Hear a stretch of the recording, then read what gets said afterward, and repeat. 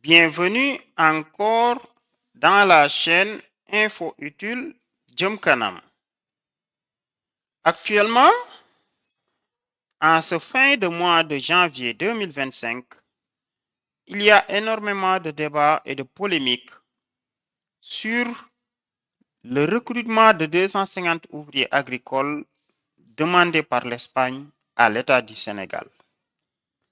Qu'en pensez-vous? Comment on peut tirer profit réellement de ça? Faut-il le faire? Est-ce que c'est une bonne chose pour le pays ou non? C'est de quoi on parlera durant cette vidéo. C'est parti.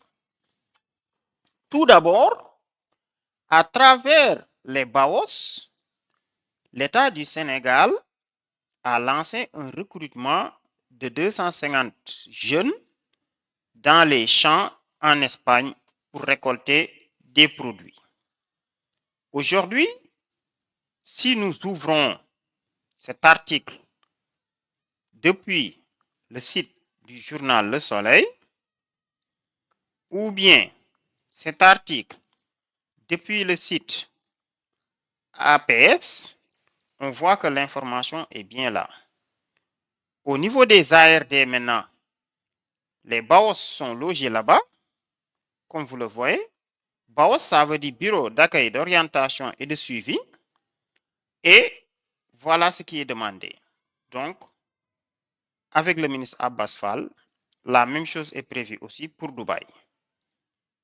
Donc, il y a beaucoup de polémiques parce que les jeunes se sont rués en masse pour obtenir une pièce et les papiers nécessaires. Dans la prochaine diapo, on va vous expliquer les pièces demandées. Donc, avant de faire notre analyse critique, si vous voulez participer à ce recrutement de 250 jeunes, il vous faut aller dans les bureaux régionaux qui sont dans les ARD pour déposer. Vous devez avoir entre 25 et 55 ans, avoir une photocopie de passeport, avoir un casier judiciaire que vous cherchez au niveau du tribunal, avoir un certificat de visite et de contre-visite obtenu à l'hôpital. Donc ça, c'est le critère d'âge. Ça, il faut un passeport, il faut un casier judiciaire et une visite et contre-visite. Vous allez après le déposer dans les bureaux d'accueil, d'orientation et de suivi qui sont logés dans les ARD, qui signifie Agence régionale de développement au niveau régional. Ce qu'il faut comprendre à la fin, ce sont les Espagnols qui vont sélectionner parmi les candidats qui ont déposé. Donc, partagez cette information pour permettre à certains de bénéficier. OK. Maintenant, on peut se poser, est-ce que c'est une bonne solution? Déjà, les jeunes ont montré qu'ils sont très intéressés parce que des centaines de jeunes, voire même des milliers de jeunes, ont rué pour déposer et vous voyez, certains même ont escaladé les murs pour pouvoir déposer. Est-ce que c'est une bonne solution pour le pays? Certains disent que ce n'est pas une bonne solution, d'autres disent que c'est une bonne solution. Nous, étant spécialistes de l'emploi, ayant publié récemment un livre Comment ne plus jamais chômer, notre réponse c'est que ça dépend. Ceci peut être une bonne alternative pour le pays, mais ça peut être une mauvaise alternative. Donc, nous sommes d'accord avec le gouvernement sur cette approche, mais avant de donner nos mais, d'abord comprenez que en prenant des jeunes Sénégalais pour les envoyer faire du travail temporaire, ce qu'on appelle la migration circulaire dans des pays comme l'Espagne, comme Dubaï, ça permet de créer de l'emploi. Même si ces jeunes qui partent travailler déjà ici, ils vont laisser ce poste-là à d'autres. Donc, il y a une création d'emplois, il y a une création de richesse. Ça permet à certains de changer de zone, de découvrir les réalités, parce que beaucoup pensent que l'Europe, c'est les milliards, alors que tel n'est pas le cas. On peut bien en tirer profit si on utilise le modèle chinois, c'est-à-dire les jeunes là, ils vont partir étudier en Europe, ils vont partir travailler en Europe, mais ils reviennent répéter la même chose au Sénégal. OK? Maintenant, la recommandation principale que nous donnons, nous avons remarqué que dans notre pays, le Sénégal, quand il y a une problématique, quand il y a un certain nombre de phénomènes, les gens passent tellement de temps à parler. Mais il est rare de voir certains qui donnent des solutions. Le fait est déjà là. L'appel à candidature est déjà lancé. Quelle solution? Comment recommander au gouvernement, aux ministères concernés, aux directions concernées de l'adapter? Nous, la première chose que nous recommandons, c'est de digitaliser ce système. Il ne faut plus lancer des systèmes de dépôt comme ça. Récemment, quand le 3FPT voulait offrir des formations aux jeunes, c'était pareil. Nous recommandons à l'État de se rapprocher de structures comme l'Agence nationale de la statistique et de la démographie, qui a déjà fait un recensement où ils recrutaient des milliers de jeunes. Donc, leur plateforme a permis à des dizaines de milliers de gens de déposer et d'être sélectionnés automatiquement. Au ministère de l'Éducation nationale, ils ont un système comme ça avec Mirador et dans d'autres. Donc, les ministères doivent apprendre à collaborer. Au lieu de vouloir recréer un système, allez voir d'autres ministères ici qui l'ont déjà fait, vous partez de ça. Deuxième chose, pour limiter les dégâts, nous recommandons à l'État, aux autorités concernées, d'attendre d'être sélectionnés pour demander certaines pièces. Moi, je pense que ils auraient, bon, là aussi, je suis ingénieur informaticien, architecte des systèmes d'information. J'ai déjà conçu, piloté la mise en place de beaucoup de plateformes de portails et de sites web. J'aurais recommandé pour un truc comme ça qu'on demande juste la carte d'identité en ligne. Une fois que tu déposes, on va faire une première présélection. Et on dit maintenant, c'est quand tu es présélectionné qu'on te demande d'aller chercher les casiers judiciaires. Parce que si on demande à des milliers de jeunes d'aller chercher ces papiers et de déposer, alors après on n'en sélectionne que 250, ça pose problème, ça peut les frustrer beaucoup. Autre chose, faire obligatoirement des présélections dans les départements. Dans chaque département, on peut mettre des quotas. Il y a une commission qui se réunit, qui fait les présélections, et les présélectionnés là, on les envoie au niveau régional avant une sélection finale. Bien communiquer sur les conditions. Vous qui voulez déposer, ne pensez pas que le travail là-bas c'est facile. C'est difficile.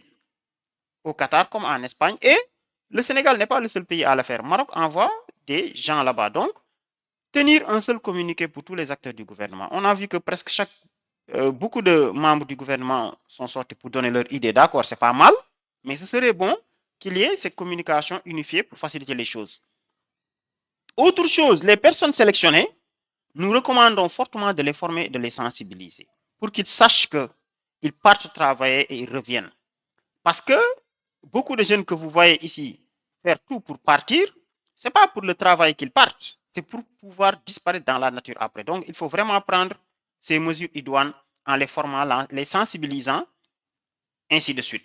Leur exiger d'épargner une partie des revenus, ça, nous le recommandons fortement. Aujourd'hui, si ces travailleurs qui partent pour 3 mois, on les paye, je donne un exemple, 100 000 francs, bon, supposons on les paye 300 000 par mois, moi, j'aurais recommandé que les 2 tiers soient versés dans un compte local au Sénégal pour qu'au retour, on les aide à investir dans des projets agricoles comme ça pour lancer eux-mêmes leur ferme. Ça, si on le fait vraiment, ça devient quelque chose d'opportun. Et qu'on mette en place des garanties pour que la personne, au cas où il fuit, il payera.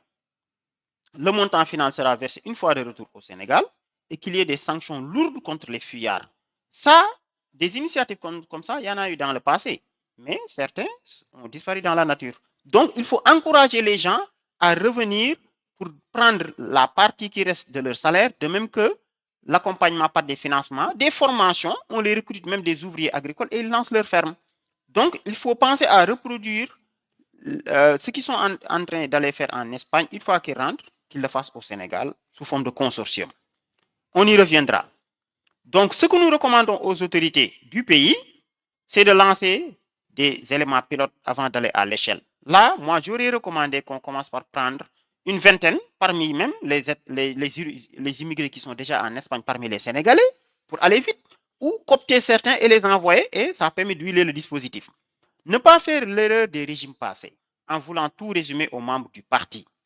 Aujourd'hui, on parle d'employabilité, on parle de migration circulaire. Il y a des spécialistes, il y a des Sénégalais qui ont déjà fait leur preuve dans d'autres pays, dans des projets qui ont réussi. Nous aurons recommandé au gouvernement d'aller coopter ces personnes-là et de collaborer avec eux.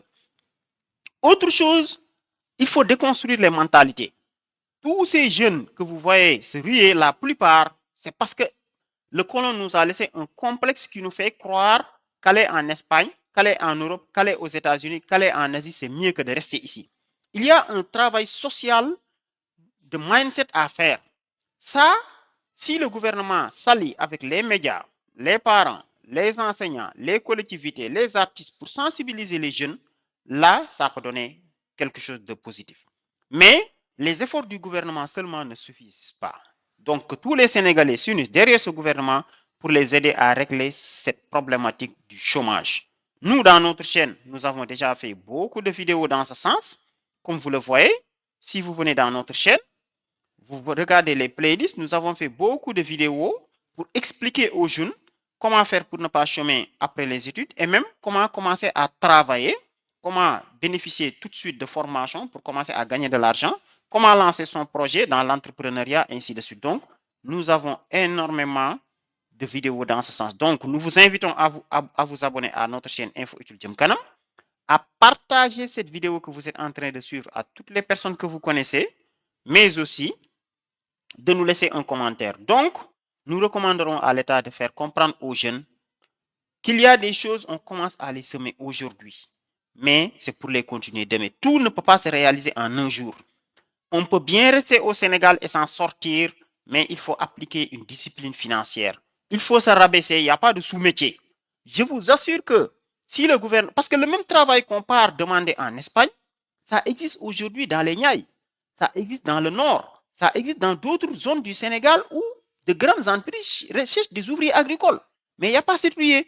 Pourquoi il y a cette ruée? C'est parce que les gens, réellement, ils veulent aller en Espagne et après se fondre dans la nature. Là aussi, les parents ont un grand rôle, surtout les mamans. La pression qu'on a mise sur les jeunes, le fait de comparer les gens parce qu'ils ont de l'argent ou non, on doit arrêter ça et pousser les gens vers les valeurs. La réussite, ce n'est pas seulement le fait d'avoir de l'argent, non. La réussite plutôt, c'est les bonnes habitudes, c'est les valeurs. On peut commencer petit et terminer grand. Donc, c'était ça notre contribution. Vu l'importance de cette thématique, nous allons convertir cette vidéo en Wolof. Donc, voilà un peu nos propositions, nous. Pour terminer, ceux qui disent que ce n'est pas une bonne chose, nous ne sommes pas d'accord. Nous pensons que c'est une très bonne chose pour le pays. Et apparemment, l'État a décroché 1000 autres postes similaires pour Dubaï. Nous invitons l'État du Sénégal à faire ça avec le maximum de pays possible. France, Angleterre, Italie, Espagne, Allemagne, pour recruter des saisonniers. Seulement, si l'État fait l'erreur de se limiter à recruter des gens, à les former un peu et à les envoyer sans suivi, ce sera une catastrophe pour ce pays parce qu'on doit compter sur les forces de nos jeunes. Cependant, l'État doit pouvoir en profiter pour les envoyer travailler et après qu'ils reviennent, qu'on les organise en consortium. On les organise en consortium, ils lancent eux-mêmes leur ferme. Et pour ça, c'est très simple. Qu'on les épargne obligatoirement un tiers de leur, ou 2 tiers de leur revenu, qu'on leur verse une fois qu'ils reviendront au Sénégal. On peut faire une petite simulation, si vous voulez, rapidement sous Excel. Vous êtes d'accord avec moi que le jeune qui travaille là-bas, je donne un exemple, si on lui paye 300 000 et que l'État décide de lui garder les 200 000, bon, c'est vrai qu'avec 3 mois, c'est pas beaucoup, mais s'il travaille les 3 mois, ça fait que en revenant, il aura 600 000 francs. Tout de suite, il aura un 600 000 francs. OK? Ce 600 000, vous êtes d'accord avec moi que si on prend 100 jeunes, OK? Regardez, si on prend 100 jeunes, chacun, on prend les 600 000 qu'on a épargnés pour lui, automatiquement, ça va faire un 60 millions. Avec 60 millions, ces 100 jeunes qui étaient partis travailler en Espagne, avoir de l'expérience, travailler dans des conditions très dures, on leur dit que maintenant, on vous ramène au Sénégal, on vous donne des terres, on vous finance, et ils n'ont même pas besoin de financement parce que 60 millions, c'est largement suffisant pour démarrer. Et après, ils se lancent en consortium. Nous avons déjà réalisé des vidéos de ce genre pour aider les autorités et les populations à s'unir. Donc vraiment, nous pensons que c'est une très bonne chose. Seulement, il faudra mettre les bons éléments qu'il faut et, comme je dis, mettre ce plan de retour et donner espoir. Nous invitons tous les jeunes à être conscients. Sur ce, on vous dit merci. À la prochaine.